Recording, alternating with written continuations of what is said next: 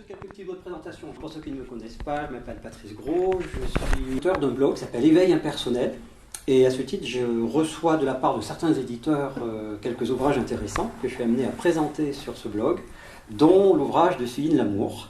Et j'ai beaucoup apprécié son livre. Et donc j'ai eu l'idée de lui demander de venir présenter son ouvrage au cours d'une rencontre suivie d'une dédicace. Donc elle a généreusement accepté. Voilà, ben je la remercie en mon nom, au nom de la librairie Oteris et en votre nom bien sûr, d'avoir accepté cette invitation. C'est moi qui te remercie. Et puis merci à tous pour votre présence. Je ne pensais pas qu'il y aurait autant de monde. Alors, donc je vais déjà vous parler un petit peu du livre et de mon parcours, puis après on fera des questions-réponses si vous voulez. Alors ce livre, pour moi, c'est un petit miracle, parce que j'ai déjà écrit un autre livre avant, qui est paru en 2008, sur le tarot, comme outil de connaissance de soi. Et j'avais mis au moins 8 mois à l'écrire, et donc je sais ce que c'est que de chercher la meilleure formule, faire attention à la grammaire, à ne pas répéter, etc. Enfin, tout le travail que c'est d'écriture. Et ce livre-là, il a coulé d'un jet en 3 semaines. J'ai pratiquement pas eu à le retoucher. Donc déjà, ça c'est la première partie du miracle. Et la deuxième, c'est que je l'ai envoyé à 5 éditeurs, dont Acarias Originel, qui est quand même un spécialiste en France dans ce domaine, en me disant c'est lui qu'il me faut. Et qui m'a répondu 1 semaine plus tard, en me disant bon, j'ai beaucoup de choses à lire, donc si vous ne trouvez rien d'ici quelques mois, si vous ne trouvez pas d'autres éditeurs, rappelez-moi, recontactez-moi. D'accord. Et puis 3 jours plus tard, il me réécrit en me disant en fait je l'ai lu. Il a dû être un peu aguiché par la 4e de couverture ou par ma présentation. Et il me plaît, je vous le publie dans 1 an. Voilà, pour moi c'est le 2e miracle, parce que c'est assez énorme en fait. Comment ce miracle s'est produit? Alors, donc en fait, en mars 2014, j'ai eu ce qu'on peut appeler un satori, suite à un moment de désespoir par rapport à la quête d'éveil. En fait, j'avais lu 13 ans plus tôt. Alors oui, je vous posais une question avant. Combien de personnes ici ont lu le livre déjà? Ou est-ce que personne ne l'a lu? D'accord, ok. Donc je sache. Donc j'avais eu 13 ans plus tôt une illumination après avoir lu un livre de Krishnamurti. Illumination au cours de laquelle en fait j'ai reconnu sans l'ombre d'un doute que ma véritable nature était spirituelle, d'essence spirituelle, que je n'étais pas ce corps, je n'étais pas l'individu que je croyais être. Et ça a été très très puissant dans le ressenti physique, avec une grande ouverture au niveau du cœur, au point d'avoir peur de faire un arrêt cardiaque. Ça a duré plusieurs heures, c'était un état complètement extatique et qui transforme une vie à jamais, mais qui ne s'est pas maintenue. C'est-à-dire que ça a duré quelques jours où j'étais dans la félicité, et puis je suis revenue à ma conscience d'avant. Et là, ça a été très très douloureux à vivre, évidemment. Et donc là, la quête spirituelle, véritablement, a commencé à travers des lectures, à travers des pratiques, faire de la méditation, des exercices de contemplation, tout ce que je pouvais faire pour essayer de retrouver cet état. Ça fonctionnait de temps en temps, mais ça ne semblait pas dépendre de ma volonté. Des fois, ça me tombait dessus. Ça durait 3 minutes, des fois une demi-heure, des fois une demi-journée. Que je veuille le maintenir ou non, ça ne changeait rien, ça s'en allait quand ça s'en allait. Bon, ça m'a fait quand même vivre beaucoup de choses très intéressantes parce que j'ai fait tout un parcours de développement personnel, donc j'ai dégagé pas mal de choses. J'ai découvert le monde de l'énergétique, je suis devenue guérisseuse. Donc il y a eu quand même un super bénéfice, mais j'ai continué à aspirer à retrouver cet état d'éveil et à être malheureuse de ne pas y arriver en fait. Et donc en mars 2014, je célébrais le jour de cet événement, que je célèbre tous les ans le 28 février, que j'avais vraiment mystifié, hein. C'était le jour de ma vraie naissance, c'était le jour où j'avais vraiment découvert qui j'étais réellement. Donc tous les ans à cette date-là, j'étais dans un état de méditation, je célébrais à ma façon. Et puis ce jour-là, j'étais très contrariée ce matin-là parce que j'avais une déception sentimentale. Et en fait, me rendre compte que j'étais encore contrariée par des événements extérieurs alors que cet état d'éveil, c'est un état de joie inconditionnelle. Je faisais un bilan, je me disais, mais en fin de compte, il n'y a rien qu'à bouger. J'ai fait plein de choses, je suis bien dans ma vie, beaucoup mieux qu'avant, avant j'étais dépressive, maintenant ça va bien. Mais finalement, c'est toujours pareil, ma joie dépend des circonstances extérieures. Et je peux être démolie par des circonstances extérieures. Donc il n'y a rien qu'à bouger. Et là, je me sentais complètement impuissante. Et pendant plusieurs jours, j'ai tourné avec cette impuissance. Et peut-être pour la première fois, au lieu de la fuir, d'essayer tout de suite de trouver des solutions, aller une nouvelle méditation, une nouvelle technique, un nouveau truc, un nouveau bouquin. Je suis restée avec dans cette impuissance et je l'ai complètement accueillie. J'ai pas essayé de la fuir en fait. Et je me suis intérieurement effondrée à pleurer, à me dire de toute façon ça ne dépend pas de ma volonté, je ne m'éveillerai jamais. Voilà. C'est foutu, je renonce, je capitule. C'est ça, je capitule. Et dans ce moment, je me suis rendu compte que je ne décidais jamais dans quelle humeur je me réveillais le matin, à quoi j'allais penser dans les minutes qui allaient venir, de ces états d'éveil qui venaient, repartaient. J'avais aucun pouvoir dessus. Et c'est dans ce moment où j'ai compris, où j'ai vu vraiment de façon imparable que je n'avais aucun pouvoir, que la notion d'un jeu s'est effondrée, en fait. Ce qui a été vu, c'est que c'est pas que je n'ai aucun pouvoir, c'est que ce jeu n'a pas d'existence réelle. Donc effectivement, il ne peut pas y avoir de pouvoir à ce niveau-là. Je ne sais pas si vous voyez un petit peu ce que je veux dire. C'est pas évident forcément à faire comprendre. Mais c'est l'idée d'un jeu qui aurait un pouvoir sur sa vie, qui serait aux commandes, au fait, au contrôle de l'organisme, et notamment le penseur. C'est-à-dire qu'à un moment donné, j'ai vu que j'étais pas ce qui pense. Ça pense. Des pensées traversent un esprit. Un cœur bat, des poumons respirent, des sensations arrivent, des émotions, des ressentis. Mais il n'y a pas quelqu'un qui fait ça, en fait. Il n'y a pas quelqu'un qui est auteur de ça. Et en fait, d'avoir vu ça, ça a été une libération, sur le coup, complète. Ça a tout inversé. Donc je suis passée d'un état de désespoir à un état de liberté totale et soulagement immense. Parce qu'effectivement, je n'avais jamais été l'auteur de rien. Et là, je me reconnaissais à nouveau comme étant simplement la conscience au sein de laquelle tout ça apparaît. La conscience qui perçoit ses pensées, ses émotions, ses sensations et qui fait ses expériences. Et qui, elle, n'est jamais atteinte par quoi que ce soit, qui est dans la liberté, dans la joie inconditionnelle, en fait. La différence avec la première illumination, c'est qu'il était resté l'idée que j'étais quelqu'un qui avait eu un éveil. Vous voyez ? Alors que là, l'idée de ce quelqu'un a été vue comme étant une croyance, quelque chose qui n'existait pas. J'aime beaucoup prendre l'image du Père Noël pour expliquer ça. Le Père Noël, on peut dire qu'il existe, puisqu'il existe dans notre imaginaire, et que là je suis en train d'en parler, qu'on en a fait un produit de consommation, on raconte son histoire aux enfants, etc. Puis un jour on me dit, en fait c'était une histoire, il n'existe pas en vrai. La réalisation de l'inexistence d'un moi aux commandes, c'est un peu ça. D'un coup on réalise, mais en fait c'était une histoire que j'ai crue. Mais c'est pas le Père Noël qui d'un coup réalise qu'il n'existe pas. Vous voyez, ça n'a pas de sens ça.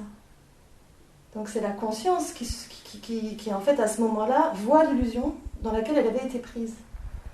Et ce qui est vu aussi à ce moment-là qui est merveilleux, c'est que ce moi, cet ego, ce personnage, ça a toujours été la conscience qui en fait simplement s'est cru être ça. Il n'y a jamais eu d'un côté l'ego qu'il fallait abattre, qu'il fallait dissoudre, et de l'autre côté la conscience divine. Et moi je vivais un peu dans cette idée en fait avant.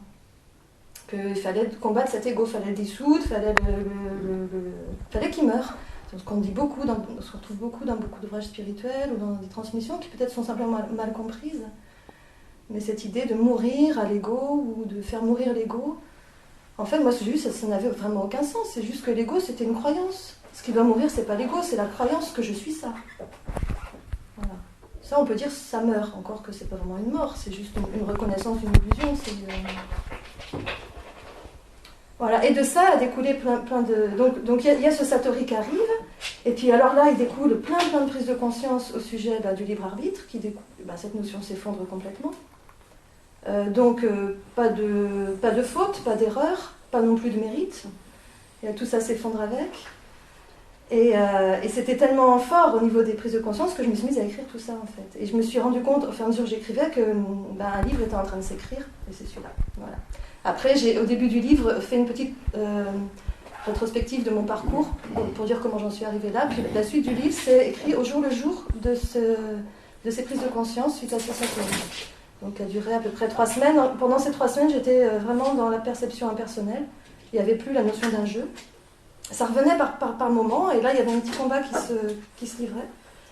Et voilà ce que je peux dire à peu près sur ce miracle. Parce que je voudrais rajouter que c'est quand même un des rares livres qu'en tant que responsable de ce blog, je suis amené à recevoir beaucoup d'ouvrages de plein d'éditeurs, et beaucoup bien sûr parlent et témoignent de leur vécu, leur expérience intime. Mais je crois que ce qui m'a fait vraiment adhérer, j'en étais arrivé à un point où je ne pouvais plus en lire, c'est plus possible. Je l'ai présenté, je faisais le lien entre l'éditeur et le grand public, mais j'avais cessé d'ouvrir tous les ouvrages qui traitaient de spiritualité, de non-dualité, d'éveil, tout ça. Et je ne sais pas pourquoi, ce livre, ça a été un petit peu comme Jean-Louis Cariage, comment il a lu la page 4 et un extrait, et je lui ai dit, mais il se passe quelque chose dans ce livre, je lui ai dit, ce que je lis là est délicieux. J'ai employé ce terme. Je lui ai dit, c'est délicieux. Il m'a dit, tout l'ouvrage est comme ça. Donc j'ai commencé à le lire, puis j'ai pas pu m'en décrocher, mais vraiment, mais comme un roman. Vous savez ce que c'est quand on est pris dans une histoire et qu'on est là, on s'endort le soir, on n'a qu'une envie, c'est de se réveiller le matin pour lire la suite. Et c'est la première fois que je vois un livre aussi intimiste et qui parle vraiment du vécu, de cette traversée dans l'expérience de l'éveil. Et je peux dire, c'est vraiment les seuls ouvrages où j'y ai vraiment, moi, je ne peux pas dire appris parce que c'est pas le mot, mais entendu quelque chose d'aussi intime. Et je crois que c'est pas la première fois qu'on t'a dit ça. Non, on me dit souvent. Ouais. On me dit souvent qu'on se retrouve dans ce que j'écris et que ça fait du bien parce que beaucoup de gens sont dans ce combat avec des moments d'éveil qui arrivent, qui repartent et puis ils ne comprennent pas pourquoi et comment faire. Et ton expérience de vie aussi, ta part humaine aussi, oui, ce que tu as traversé dans la vie, la façon dont tu l'as exprimé aussi, c'est merveilleusement juste, les personnes se retrouvent dedans.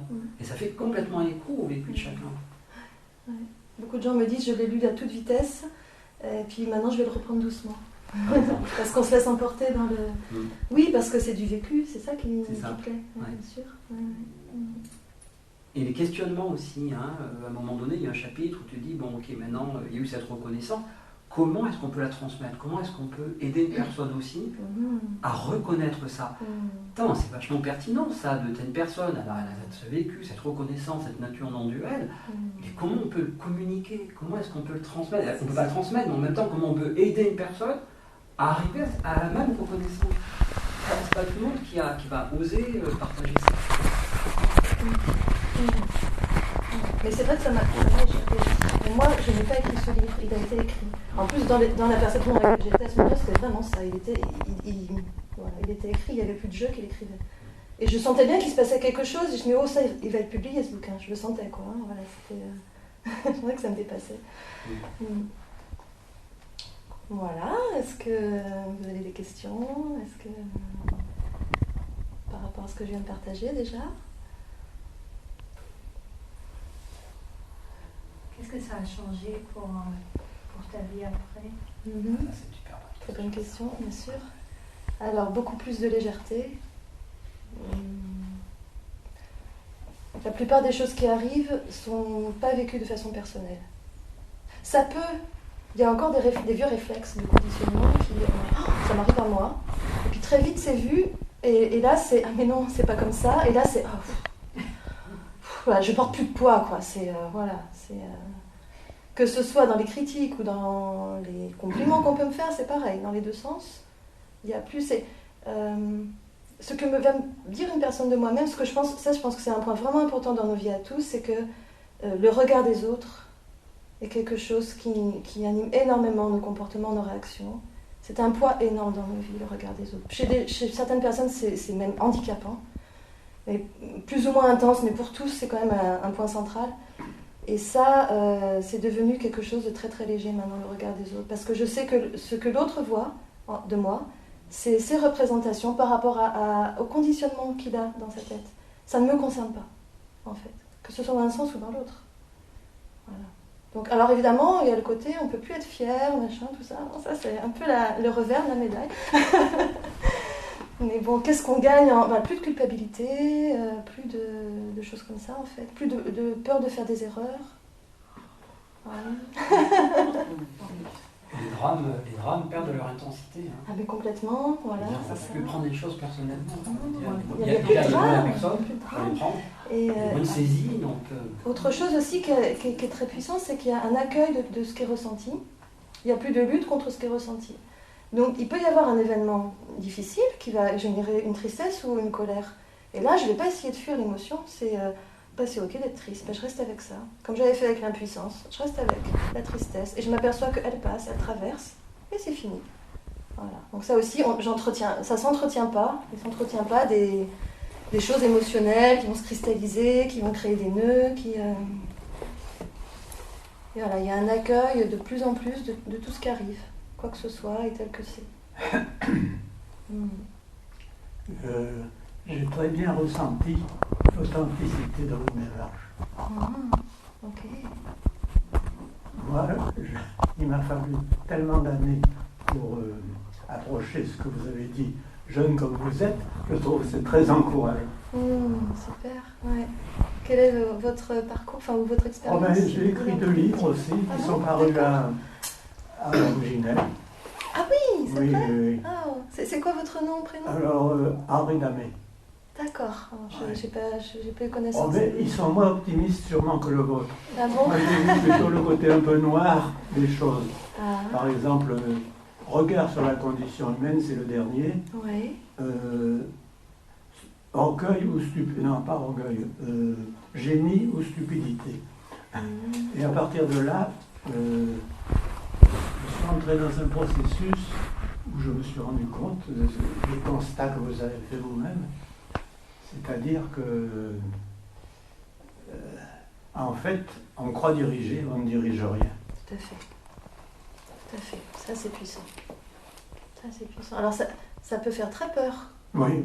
Et en même temps, quand c'est vécu, c'est une libération complète. Absolument. Oui. Plus rien n'a d'importance. C'est ça. À la limite. Oui. Et pour autant, on est concerné par ce qui se passe, dans le sens que on n'est pas indifférent. Hein. C'est pas de l'indifférence quand on dit que rien n'a d'importance, mais une distanciation du vécu, du mental, de l'émotionnel et la sensorialité. Tout à fait. Ouais. Ça joue, ça continue à jouer. Ça se vit, voilà. Mais et nous, il y a l'observateur. On est le témoin de ça, c'est ça. On n'est plus l'acteur, l'auteur. Ouais. On ne croit plus être l'auteur, parce qu'on ne l'a jamais été, en fait. Hein. Oui.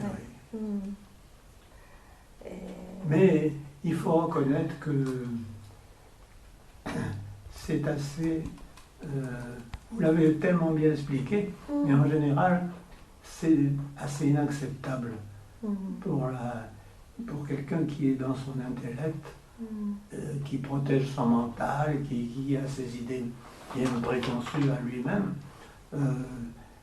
L'idée qu'il se pourrait qu'il ne soit pas le mental, qu'il ne soit pas ses pensées, le penseur, tout à fait. C'est complètement aberrant, bien sûr. irrecevable. C'est irrecevable. D'ailleurs, quelqu'un qui n'est pas dans cette recherche, ça ne sert à rien de lui en parler. Exactement. Après, ceux qui sont dans cette recherche, oui, ça peut être super de les amener à voir ça, mais sinon, il vaut mieux pas, parce que ça ne sert à rien de toute façon. C'est irrecevable et c'est... Mais je crois que, vous voyez, quand je vous vois comme ça, jeune, c'est en quelque sorte la prochaine espèce qui est en train de se dessiner. Il y a de plus en plus de personnes qui réalisent ça. L'espèce humaine n'est pas terminée. C'est qu'un essai. Absolument. Mais il y a la suite, et la suite, ça commence certainement par des approches comme il se passe. Tout à fait. Mais la difficulté aussi, c'est qu'on ne peut pas la provoquer. Ça se fait, ça doit être un germe en soi-même, ou ça se fait ou ça se fait pas. Absolument. Oui. Alors là, une fois encore, puisqu'il n'y a pas d'auteur, il n'y a personne qui provoque ça. C'est quelque chose qui... c'est un processus, un mouvement d'énergie qui est en train d'arriver sur la planète, et puis petit à petit, hop, un autre, et ceux qui y aspirent vont sûrement tous passer par là à un moment donné. S'il y a cette aspiration, c'est que je pense que c'est que le processus est en train d'arriver, en train de se mettre en place dans l'être. Donc, mais en même temps,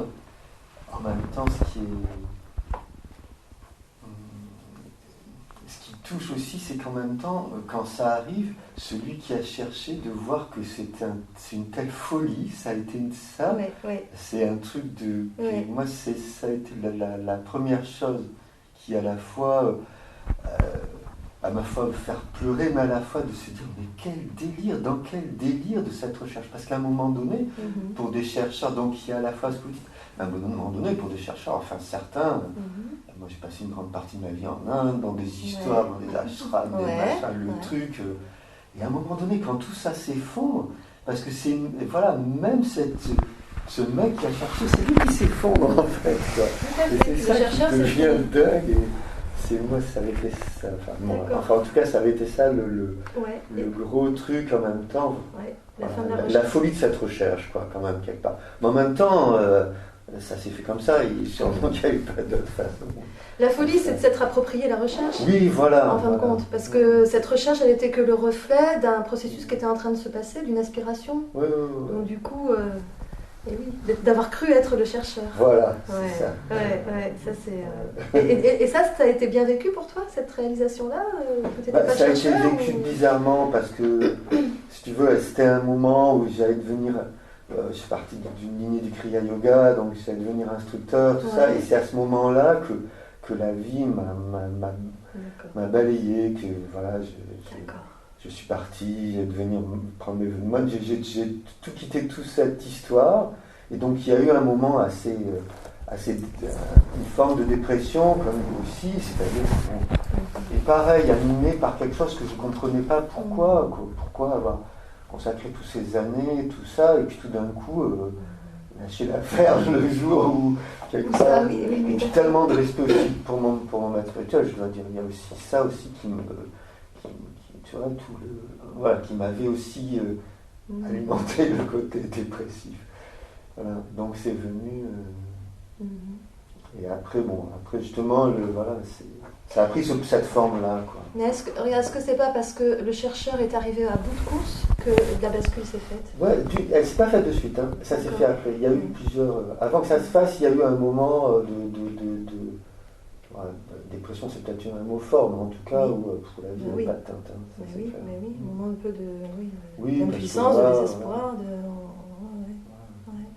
Et c'est ça parfois qui fait la bascule, qui va l'entraîner, le retournement. Moi, après, ça s'est fait, c'est-à-dire qu'après, j'ai été voir Ramesh Balsekar et ça s'est fait chez lui, en fait. Et après, justement, il m'avait dit quelque chose d'intéressant sur la différence, parce qu'à la fin, je ne sais pas trop lui raconter ce qui est arrivé. Et puis, bon, à la fin de mon séjour, je vais le voir, et puis je lui raconte, puis il me fait oui, yes, that's it. But every experience has a beginning and an end. Il me dit, qu'est-ce qu'il me raconte, quoi. Donc, je repars, et donc, finalement, il y a eu après un autre phénomène, quoi. C'est-à-dire que quelque part, il y a eu ces semaines, justement, j'avais posé la question, donc j'en profite. Il y a eu ces semaines, ces mois, même d'un état vraiment très extatique et qui correspond un peu à ce que toi, tu as magnifiquement mis par écrit, qui est finalement plein, le mental découvre plein de choses, tu vois, ça met la lumière sur plein de choses. Et après, il y a quand même une chose où tout s'est apaisé. Et après, il y a eu des gros événements dans ma vie, tu vois, des divorces, des trucs qui m'ont quand même bien chamboulé. Et ça a été aussi, quelque part, de voir que c'était... Je ne sais pas comment trop clairement employer. Il y avait quand même des choses qui se mettaient en place, quoi, malgré tout, dans le vécu. Peut-être c'est ce qu'il a voulu dire c'est-à-dire qui est associé finalement à un moment donné d'une expérience. Il y a quelque chose qui est associé. Il y a à la fois l'expérience et à la fois cette libération. Enfin, je sais pas, c'est pas très très clair, mais il y a un côté d'expérience qui fait cette joie, Mais après, j'ai l'impression que ça s'intègre. Peut-être c'est pas tout à fait le mot, mais. Voilà. Après, il faut un temps d'intégration. Il y a un temps d'intégration. Mais tu sais, on a été, je ne sais pas quel âge j'avais quand c'est arrivé, moi j'avais 40 ans, 40 ans de conditionnement qui d'un coup ne peuvent pas être balayés comme ça. Donc forcément, il va falloir tout un temps derrière là-dedans. En fait, c'est comme si c'était un grand ordinateur, puis que d'un coup on avait fait bugger le programme, on a fait un grand reset, mais les programmes en fait, ils sont encore là, et il va falloir qu'ils s'adaptent à la nouvelle information. La nouvelle information vient d'arriver, qu'en fait, il n'y a pas d'auteur là-dedans. Donc ça prend du temps. Alors moi, après, donc il y a eu 3 semaines, effectivement, pendant l'écriture du livre, de grande liberté, grande légèreté, grande joie.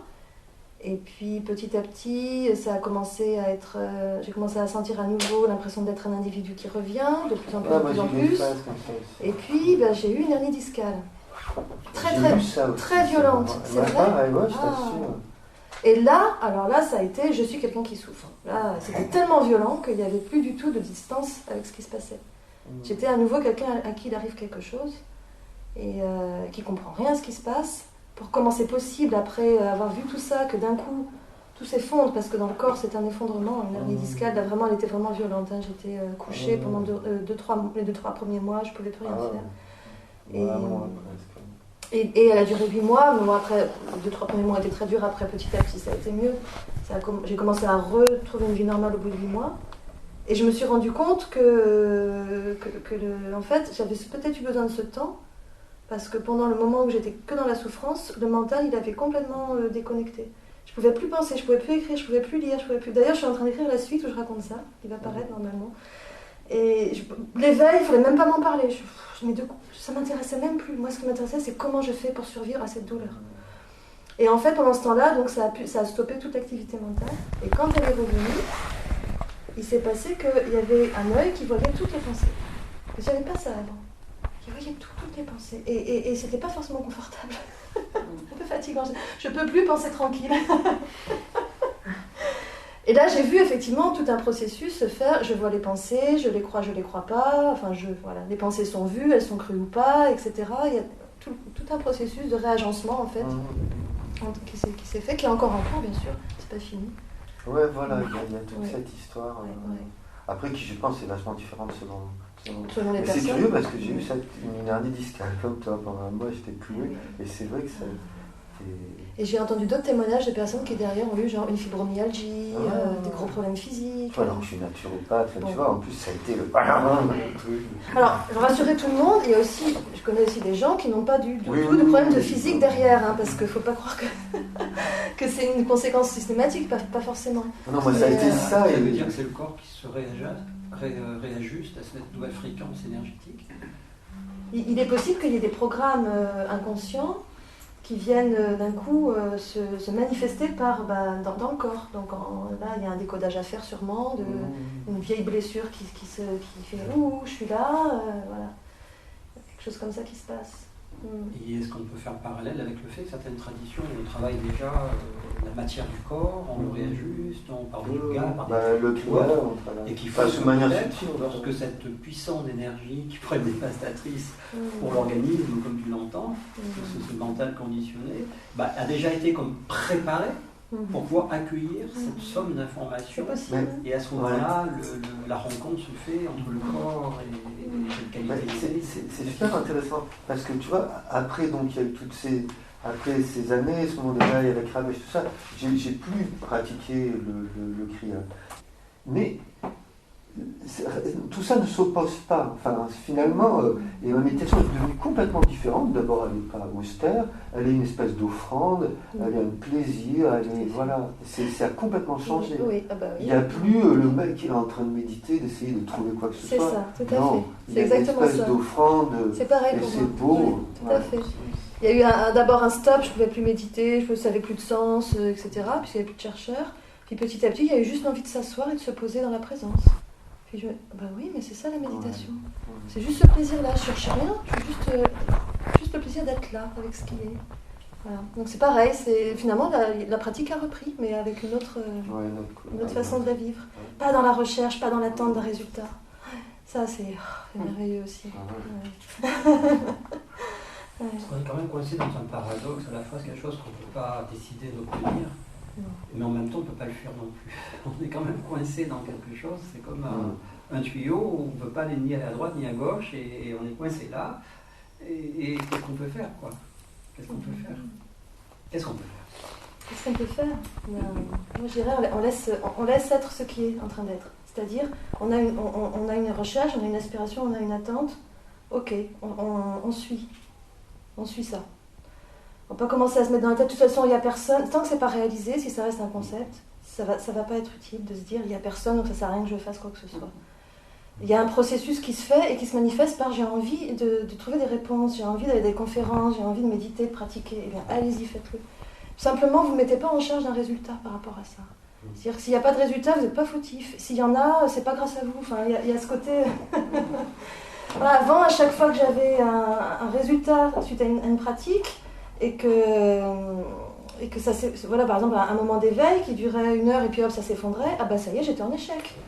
J'avais raté quelque chose quelque part, vous voyez? Voilà, l'idée c'est ça, moi je dis se laisser être vécu parce qu'il nous traverse. S'il y a des élans pour telle ou telle chose, il ne faut pas s'en empêcher sous prétexte de concepts spirituels qu'on aurait entendus. Donc, vraiment se laisser être vécu par ce qui nous traverse. Et et simplement pas entretenir une idée d'échec ou d'erreur. C'est là qu'on se fait du mal pour rien en fait. Comment vous arrivez à fonctionner maintenant? Comment vous mettez en place des actions? Ça se fait tout seul. Là, par exemple, un élan arrive, je ferais bien ça, allons-y. Je me pose même pas de questions. En apparence, il n'y a pas beaucoup de changements avec avant. C'est là où je vois une différence, c'est quand j'ai un élan ou un désir et que ça ne se passe pas comme ça. Il n'y a pas de « oh, c'est pas comme je voulais, ça devrait pas être comme ça, ça devrait être comme ça ». Il n'y a plus ça. Il y a « ah ok, bon, voilà, c'est ce qui est ». Pas de souci avec ça, en fait. Et s'il y a une frustration, je reste avec. Il y a une frustration, c'est ok aussi. Mais je ramène tout à l'intérieur, en fait. C'est toujours ça, quoi. Tout part de l'intérieur. Donc, si un événement ne s'est pas produit comme j'aurais attendu qu'il se produise, peut-être que je vais aller faire une petite recherche intérieure pour voir là où il y a une croyance limitante en moi, qui aurait peut-être été cachée derrière tout ça. Enfin, un événement qui serait venu pour mettre en lumière ça, en fait, plutôt. C'est ça qui est super intéressant aussi. C'est que la vie devient une réponse à ce qu'on porte en nous. Donc les événements viennent mettre en lumière quelque chose qu'on n'a pas conscientisé. Et tout est vu comme ça maintenant, en fait. Mais les actions restent... sûrement peut-être pas les mêmes élans qu'avant, sûrement des choses qui ont changé que je vois pas, je ne me rends pas bien compte, mais des envies, des élans, de la créativité, c'est pas un arrêt du faire et de l'action. Hein. Je sais pas si ça vous répond. Ouais. Et ça, c'est super intéressant de voir que les événements viennent souvent nous montrer là où on est limité dans notre accueil de ce qui est, en fait. Là où on limite notre capacité à accueillir ce qui se passe, comment la vie est. Là où on est dans la croyance, ça ne devrait pas être comme ça. Et cette croyance-là, elle nous limite, elle nous fait du mal. Comme disait Arnaud Desjardins, non pas ce qui devrait être, ce qui est. Je trouve que c'est un très beau mantra. Parce que de toute façon, c'est ce qui est en train d'être. Alors dire ça ne devrait pas être comme ça, c'est même absurde en fait. C'est irrationnel, quelque part. Mais c'était par rapport à l'auteur, comme il n'y a plus d'auteur. Ah oui, c'était ça ta question. Il n'y a plus, tu vois, une intention d'agir, enfin c'est plus je qui agis. Mais ça agit plus. Bien sûr. Le cœur continue à battre, les pensées continuent à arriver, ça continue à respirer. Et ça a toujours été comme ça en fait. C'est jusqu'avant, je croyais que c'était moi qui le faisais. Tu vois. Mais l'élan, par exemple, de venir partager aujourd'hui, c'est un truc qui est pensé, qui... Non, ça c'est de la foi. Là, c'est... Voilà, si ça ne fait pas de toi. Non, mais justement, qu'est-ce qui fait qu'elle suit mon plan ou pas? À ce moment-là, à partir de là, puisque j'ai pas de libre arbitre... Si, ça aurait pu dire non. Mais en fait, voilà, alors on pourrait imaginer une situation comme ça, on fait une proposition, à l'intérieur ça dit oui, ou à l'intérieur ça dit non. Et moi je suis ça. C'est assez aussi simple que ça en fait. Alors il y a une petite contradiction de penser à un intérieur-extérieur par rapport à la dualité. Comment résoudre cette contradiction? Alors d'où est-ce que tu situes toi la contradiction? Mettre à l'intérieur. Il n'y a pas ni d'intérieur ni d'extérieur. Oui. Donc effectivement, c'est une façon d'exprimer justement ça, ce que je disais tout à l'heure, c'est que tout part de l'intérieur, mais comment le dire autrement? Mais effectivement, il n'y a plus de séparation, puisque ce qui est vécu en apparence à l'extérieur est vu comme un reflet de ce qui se passe à l'intérieur, est vu comme le même mouvement en fait, mais sous une autre forme, sous une forme en apparence extérieure. Après...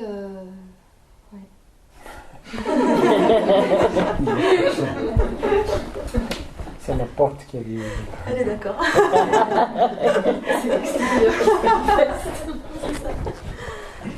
Après, effectivement, il faudrait trouver une autre façon d'exprimer les choses, mais c'est pas évident avec le langage. Oui. Ouais, comment, C'est dans le langage qu'il semble y avoir une contradiction, mais pas dans ce qui est pointé. Mais la façon de formuler est forcément dualiste, puisque la pensée, c'est... Mais c'est pas l'intérieur dans le sens où... c'est l'intérieur qui s'oppose à la séparation de ce qui est extérieur. C'est-à-dire qu'à un moment donné, ce qui est extérieur, finalement, n'est qu'une émanation de cet intérieur, mais... Ouais. C'est pas le même mot qu'intérieur-extérieur, que c'est... C'est en fait, on pourrait dire que ce cerveau, il va le monde comme il va le percevoir va être conditionné par la façon dont le cerveau, on lui a appris à regarder le monde en fait. Donc par exemple, si je regarde un arbre, je ne vais pas voir du tout la même chose que si une fourmi regarde un arbre, premièrement. Un cerveau humain n'interprète pas du tout les choses comme un animal. Ça, c'est la base. Et puis après, il y a l'interprétation un peu plus subtile de les choses devraient être comme ci, comme ça, on m'a dit que c'était ça, ça veut dire ça, toute la signification des choses, comment on les vit. Et donc voilà, ce qui est cette découverte aussi extraordinaire, c'est toute la façon dont je, entre guillemets, perçois le monde est une création du cerveau. Ça n'a aucune réalité objective. Donc là, donc l'extérieur et l'intérieur sont la même chose, puisque... Voilà. Et pour toi, c'est différent, bien entendu. Chacun.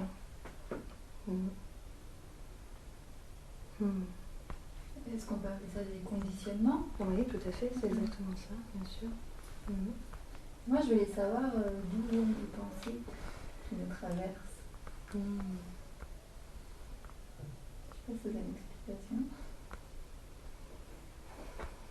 C'est la question du Petit Prince. Alors, pour moi, les pensées, c'est des mouvements d'énergie, et puis elles sont filtrées par les conditionnements, justement. Donc, tu vas penser les choses d'une certaine façon parce qu'on t'a appris que c'était comme ça, que ce sont ces choses-là. Mais c'est comme tout est énergie, en fait. Donc, l'énergie, elle est traduite soit par une sensation, une émotion, la vue, l'ouïe, tout ça, c'est des façons qu'a le corps de traduire des mouvements d'énergie. Les pensées, c'est pareil. Il n'y a pas de différence. Enfin, c'est une autre façon de filtrer l'énergie qui nous entoure, en fait. Je vois ça comme ça. Mais bon. Mais c'est intéressant par rapport aux pensées, parce que si on sait que c'est comme ça, on peut se dire, cette pensée-là, par exemple, elle me fait du mal, mais elle n'est pas la vérité. Elle est une façon que j'ai d'interpréter. Elle est une croyance. Si elle n'est pas la vérité, je ne suis pas obligée de la croire. Donc je ne suis pas obligée de me faire du mal avec ça. Voilà, ça c'est intéressant. Et je peux m'ouvrir à l'idée que peut-être c'est pas vrai ce que je crois là. Et peut-être il y a une autre façon de regarder qui ferait pas mal. Ça aussi j'en parle dans les livres.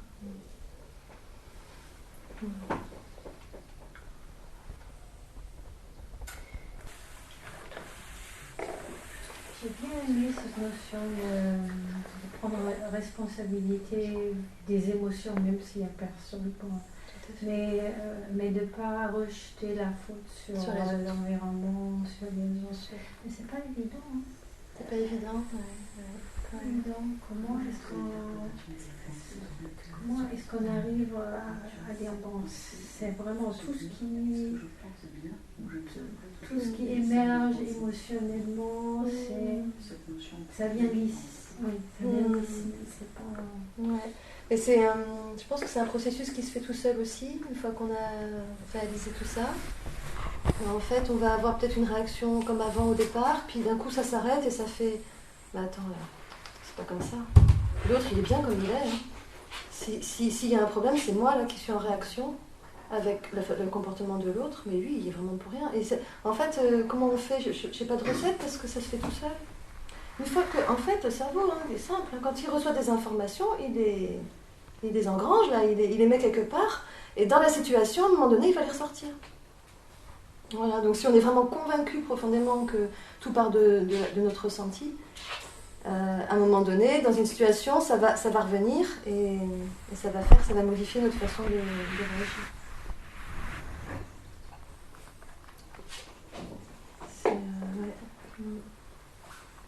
Il me semble jusqu'à maintenant, il y a les conférences, il y a une compréhension qui est là, mais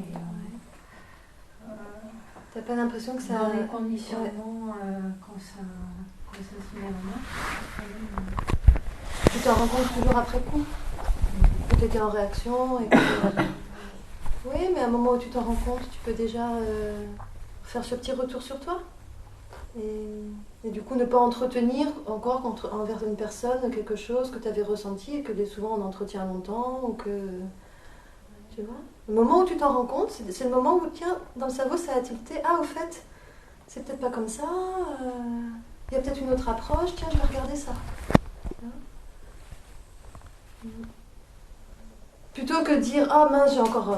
voilà, c'est bon, j'ai encore réagi comme avant, ça sert à rien que je fasse toutes ces conférences, de toute façon c'est pareil. » Non, le moment où tu t'en rends compte, c'est une porte ouverte. C'est « Ah tiens, là je le vois. Super. Ah, moi j'ai peut-être l'occasion de faire un petit truc avec ça. »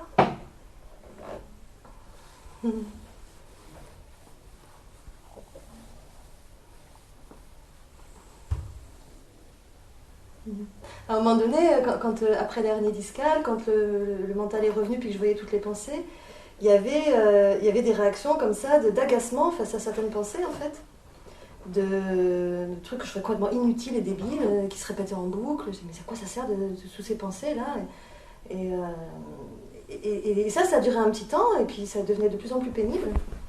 Et à un moment donné, il y a eu ce tilt, mais enfin, là je le vois, avant j'étais prise dedans, j'étais hypnotisée. Alors, au lieu de m'agacer sur le contenu des pensées, je devrais me réjouir de les voir parce que c'est une porte ouverte sur retourner la conscience sur ce qui est en train d'observer les pensées et qui est la voie vers la conscience. Donc voilà, il y a eu ce petit moment où j'étais un petit peu comme « Oh mince, je réagis comme avant alors que je devrais pas, gna gna gna » et puis d'un coup, « Ah, au fait, oh, là je le vois. Qu'est-ce qu'il voit? Qu'est-ce qu'il constate tout ça? Ah oui, ok. La part qui observe, qui juge pas et qui est en paix. » Et hop, retournement de conscience vers ça, au lieu de focaliser sur la pensée ou sur la réaction. Ce qu'il y a, c'est que quel est le mystère qui fait qu'à un moment donné, l'être humain peut se mettre en position d'observateur non impliqué de ses pensées. Il n'y a que ça, parce que sinon c'est toujours l'intellect qui fait des concepts. Tout à fait. Et si on n'est pas dans le direct entre soi et soi, rien ne se passe. Ouais. Ben, je n'ai pas vraiment la réponse, mais il y a des humains qui s'en sont rendus compte, qu'ils ont transmis à d'autres, qui reçoivent cette information que, ah tiens, ils sont peut-être... il y a peut-être une part d'eux qui est témoin, observateur. Du coup, un jour, ils se retrouvent à regarder comme ça, parce que le cerveau a reçu l'information. Et puis ils vont le transmettre à d'autres, ils vont écrire des livres. Ah, moi, c'est parce que j'ai lu un livre de Krishnamurti qu'il y a eu cette ouverture. Donc merci à lui d'avoir écrit ce livre, qui lui-même a reçu des transmissions, etc. Donc c'est un processus qui heureusement accompagne l'être humain, parce que quelle vie de souffrance quand même, l'humanité. Et pour certains, ça va être un livre de Krishnamurti, pour d'autres ça ne va pas du tout leur parler, ça va être autre chose qui va les amener. Il y a de tout pour tous en fait. C'est très bien comme ça, parce que ça ne peut pas être autrement. Absolument, tout à fait. C'est un grand jeu, de toute façon. Une vaste blague. Oui, une vaste blague, oui, c'est vrai. Ouais.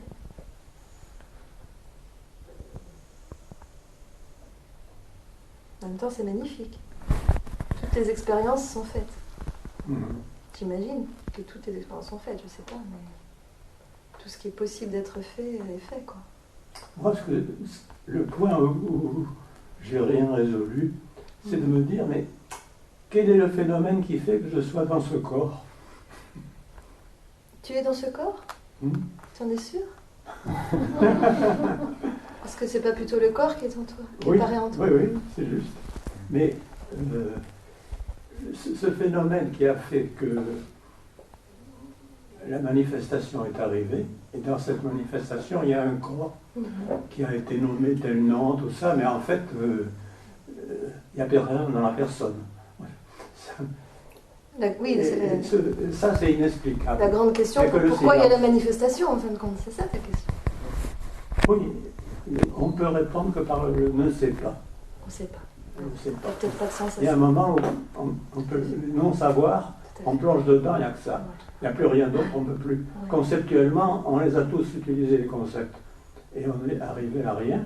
Donc, le concept doit exploser dans le silence. Et au ce niveau du je sais pas, même la question n'a aucun intérêt. Oui. Mais on s'en fout à la limite, c'est comme ça, c'est tout. Oui. De toute façon, cette réalisation, ça n'a rien à voir avec une compréhension en fait. C'est pas une compréhension. C'est pas. C'est ce qu'en tant que chercheur, on croit qu'on va finir par comprendre. Enfin, plus largement que ce que tu disais, mais tu vas dire, ah, bon, I can get it. Mais ça ne se passe pas du tout comme ça. C'est justement celui qui veut comprendre. C'est le chercheur qui disparaît, voilà, c'est ça. Ouais, c'est un sacré paradoxe quand même. Ouais, c'est ça. Ouais, c'est sûr. Donc c'est quelque chose à vivre, à ressentir. C'est possible d'arriver à cette réalisation par une observation de comment, surtout du penseur, parce qu'on est principalement identifié au corps et au mental, et d'observer comment ça se passe. Est-ce que je décide à quoi je vais penser? Est-ce que je décide du contenu des pensées qui arrivent? Est-ce que quand il y a un choix, tiens, je m'arrête et je regarde comment ça se passe pour que ce soit ça qui soit choisi plutôt que ça? Est-ce qu'il y a un endroit, un moment où j'ai vraiment identifié que là j'ai pris une décision moi-même consciente? Ou est-ce que j'ai été juste traversée par des pensées qui ont fait que c'est cette décision qui a été prise? Et si tu fais cette observation régulièrement, à un moment donné tu peux avoir vraiment cette réalisation qu'il n'y a pas quelqu'un qui pense. C'est des façons qui peuvent aider. Betty, elle montre bien ça, la canadienne. Je crois pas ça, je crois pas ça. Absolument, je te crois pas. Elle est vraiment arrivée comme ça. C'est la voie qu'enseignait un grand monsieur qui s'appelait Ramana Maharshi. Oui, c'est cette investigation. En fait, l'investigation de soi, c'est essayer de trouver un recul, de voir comment ce phénomène à chaque fois se positionne. C'est pas essayer de comprendre par un mécanisme intellectuel. C'est essayer de voir, d'être témoin, enfin plein de mots sans observer, chercher où il est. Lui il disait trouver le jeu, et je crois, comme ça. Qui suis-je? Oui, voilà. Moi j'aurais envie de dire, ouais, c'est plus. Qui est moi en fait? Moi j'aurais envie de dire où il est ce jeu. Voilà, oui, est-ce qu'on peut le trouver? C'est ce que disait Ramesh Bach. Si on fait ce qu'on appelle la vision directe ou l'expérience directe, voilà, il y a le corps assis sur la chaise, donc il y a la sensation, il y a le cœur qui bat, les poumons qui respirent, des pensées qui arrivent. Si je mets l'observation ou l'attention sur tout ça. Et à un moment donné, je dis, mais et le jeu, le moi, là, il est où? Je le trouve nulle part. Il n'y a pas quelqu'un qui respire, il y a quelqu'un qui ressent, il n'y a pas quelqu'un qui pense. Il y a pensée, il y a ressenti, il y a sensation. C'est notre outil de base, la sensation d'existence. Voilà. Mais ce je pense, qui s'approprie tout ça, ça arrive après. C'est une pensée. C'est ça. Ouais. C'est une pensée, c'est pas réel, comme le Père Noël. Donc ça aussi, ça fait partie des explorations qu'on peut faire pour permettre de reconnaître ça en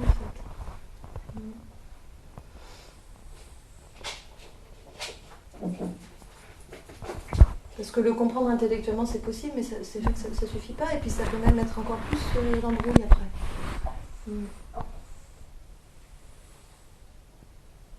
Donc faut le voir, faut l'expérimenter, faut l'observer,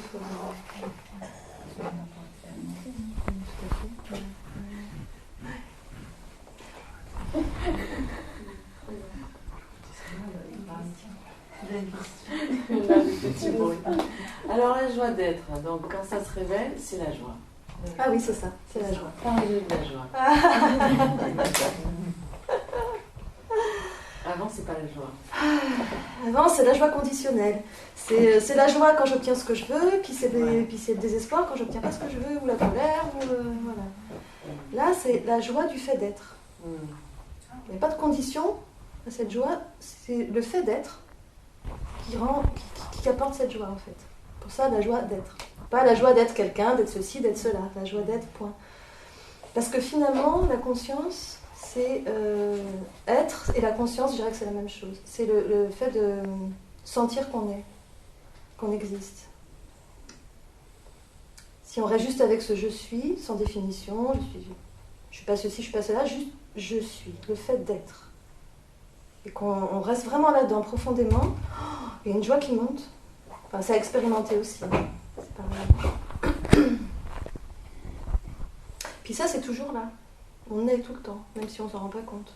Même si on n'est pas en train de le conscientiser, on n'est pas en train de se dire « ah, je suis ». On est pris dans tout notre jeu, une activité, mais en fait, au fond, c'est toujours là, ça qui est là. Donc c'est la base de tout, finalement. C'est être et être conscient d'être. Et on peut même aller plus loin, être conscient d'être conscient. Oui, parce que après ça s'ouvre justement un grand... Parce qu'il y a ce phénomène de conscience, mais qui est lié finalement au matin quand on se réveille, quand la conscience apparaît. Ou être conscient d'être inconscient. Et c'est cet comme tu disais, être conscient d'être conscient d'être conscient d'être conscient, ou en tout cas cet espace qui sous-tend la conscience. Ouais. Mais tu veux le faire un petit peu là? Alors voilà, ferme tes yeux, enfin, si d'autres veulent le faire aussi. Et voilà, si je te pose la question, est-ce que tu es?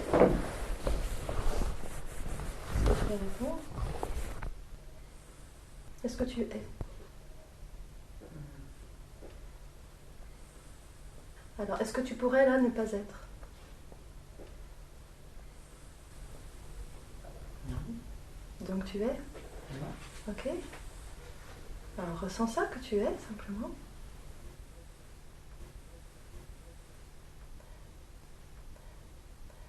Et du coup, est-ce que tu es consciente d'être?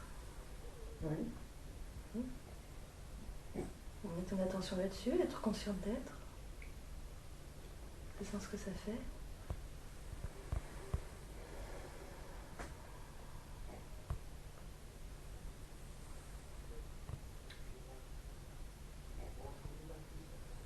Ça relâche. Ça relâche, hein, c'est déjà on se détend là. Et maintenant, est-ce que tu es consciente d'être consciente?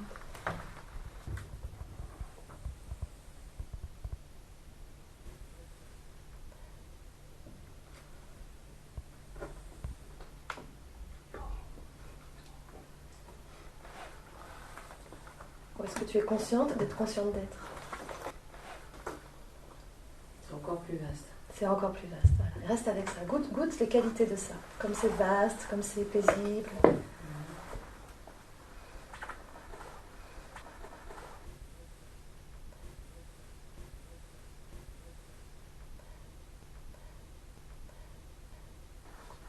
Est-ce qu'il y a une notion d'un individu là? Un jeu, d'un mot? Non.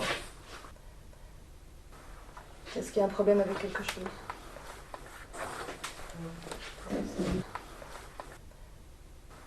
Cet espace-là que tu goûtes, c'est ta véritable nature. C'est la base de tout. C'est sans définition, c'est vaste. Après, on peut rester vraiment s'imprégner dedans et observer c'est quoi les qualités. Et là, on va sentir qu'il y a de la joie, qu'il y a de la paix, qu'il y a de l'amour. Il y a un accueil inconditionnel pour tout ce qui arrive.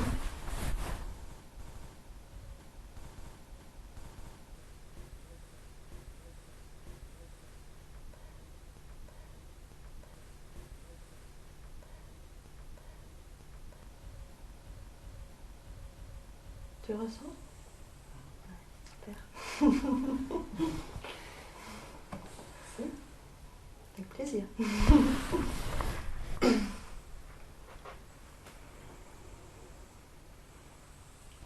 Je ne sais pas comment formuler, mais une question qui m'intrigue un petit peu, c'est on associe souvent la réalisation à quelque chose de soudain, par opposition à quelque chose qui pourrait être enfin, progressif, ou même pas progressif, mais de savoir que ça a toujours été là, d'un côté. Et d'un autre côté, associé à la notion de souffrance, comme s'il fallait absolument associer la réalisation à la souffrance. Pas pour tous les êtres réalisés. Est-ce que tu connais Stéphane Jourdain? C'est un bon exemple, lui. Oui. Il a eu une vie tranquille, une adolescence tranquille, les parents adorables, et à 16 ans, paf, il s'est éveillé. Il n'a pas souffert. D'ailleurs, il dit qu'il a du mal à comprendre que d'autres souffrent, puis après il a compris, ah oui, pour d'autres ça passe par la souffrance. C'est pas une obligation, par contre, c'est vrai que la souffrance va nous amener à chercher autre chose, à sortir de là. Du coup, tu vois, ça peut être effectivement quelque chose qui va amener là, puisque Stéphane Jourdain était peut-être un cas de réincarnation de quelqu'un qui était déjà... Enfin, si on croit à la réincarnation. Mais la plupart du temps, des gens qui ont des petites vies tranquilles et confortables, ils ne se posent pas de questions. Ils ne vont pas essayer de chercher si par hasard, il n'y aurait pas une autre façon de percevoir ou de voir la vie qui serait meilleure. Donc du coup... Mais je pense vraiment pas que ce soit une obligation, la souffrance. Par contre, la première partie de la question, l'effet d'être... Oui, je vais y revenir. C'est quoi c'est le fait qu'on associe à la réalisation quelque chose de soudain. Ça n'arrive pas. Alors que... ça peut arriver autrement. Il y a des personnes pour qui c'est progressif aussi. Voilà, ça peut être progressif, ça peut être... Peu à peu, les voiles tombent, Ça peut être une espèce, c'est une espèce d'état. Finalement, on se rend compte que c'est comme ça. Il n'y a pas une grande extase, des choses comme ça. Oui, tout à fait. Ça devient quelque chose de très simple. Presque on ne s'en rendrait pas compte. Voilà. Il y en a pour qui c'est comme ça aussi. Oui, c'est vrai. Alors là, on a tous les cas de figure possibles. Et donc ta question, ce serait quoi par rapport à ça? C'est pas tant la question, c'est la question du chercheur, oui, d'accord. Une forme de quête. Mais je n'oublie pas que la séquence passé, présent, avenir, c'est une façon de découper la chose, mais c'est toujours quelque chose qui est présent. Ça a toujours été présent. Ça a toujours été présent. Mais on oublie seulement. C'est oublié, c'est ça. Et à un moment donné, hop, on le voit, c'est vu. Ou le souvenir revient, ou c'est vu. Alors ça peut être très brutal, ça peut être progressif, effectivement. Mais c'est bien de ça qu'il s'agit, bien sûr. Quelque chose qui a toujours été là, puis qui d'un coup est reconnu, en fait.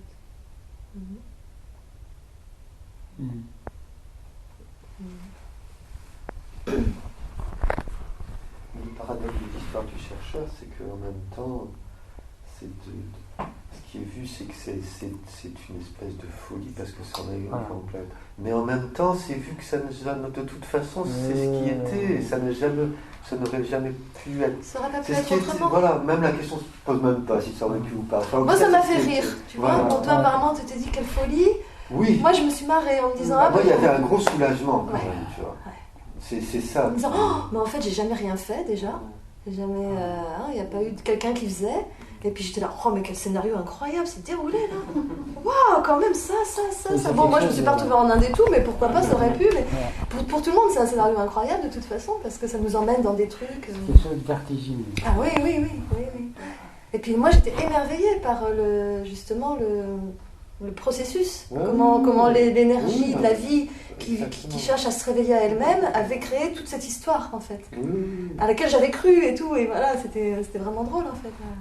Non, mais c'était à la fois effectivement des pleurs d'une joie et des pleurs d'un soulagement. Je crois que c'était deux choses mélangées. À la fois un soulagement et une joie, quoi. Oui, bien sûr. Quelle libération, quand ça se lâche. C'est énorme. Surtout effectivement pour l'espèce de chercheur qui arrive un peu au bout. Qu'on peut plus, qui tourne en rond. Mais bon, de toute façon. C'est comme ça.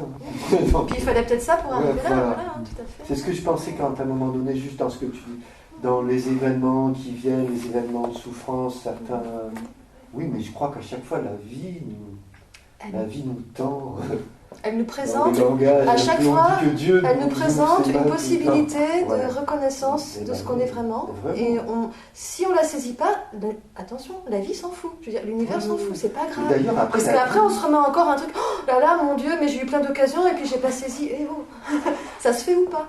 D'ailleurs, la vie après est vue comme ça. Oui, que comme ça. Comme toujours une invitation à regarder voilà, ce qu'on disait tout à l'heure. Là où on se limite, là où on n'est pas dans l'accueil, là où on n'est pas dans l'amour, toujours à regarder ça. En fait. Et toujours, le plus dingue, c'est que quand elle invite à quelque chose et cette invitation n'est pas reçue, de toute façon, elle va t'inviter une nouvelle fois. Oui, voilà. Elle refera sa proposition, donc il n'y a pas de problème. Et puis c'est juste une proposition, une volonté divine derrière qui dit tu dois faire ceci, tu dois t'éveiller, tu dois... Ça aussi, ça explose avec cette réalisation et ça fait du bien parce que... Qu'est-ce qu'on peut... ça ouvre à quelque chose qui est de l'ordre de l'amour. Et dans l'intégration, dans ce que... Tu sais, ce qu'on a la conversation tout à l'heure, le fait que ça s'intègre, il y a quelque chose qui... Enfin, au-delà de l'intégration, il y a quelque chose qui s'ouvre, c'est quelque chose de l'ordre de l'amour. Je ne sais pas quel autre mot utiliser. Tout à fait, complètement. Ça s'ouvre. C'est ça l'intérêt. C'est bon. Hein.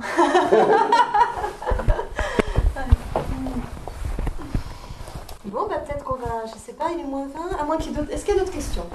Est-ce qu'il y aurait quelqu'un qui aurait encore envie de poser une question? Et Dieu dans tout ça.